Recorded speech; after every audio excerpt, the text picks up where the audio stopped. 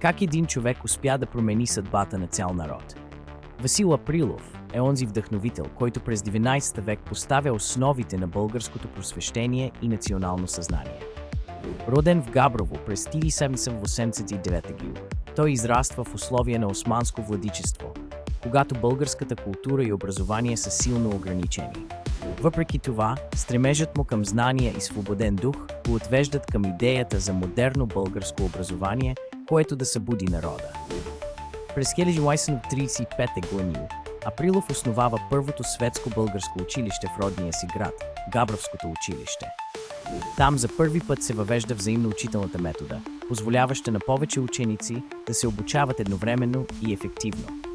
Той не само дарява значителни средства, но и вдъхновява множество българи да подкрепят просветното дело, превръщайки образованието в национален приоритет.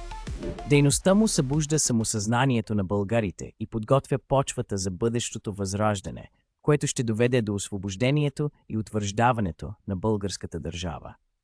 Днес Васил Априлов остава символ на стремежа към знание, просвета и свободен дух, доказвайки, че образованието е ключът към националното пробуждане и просперитет.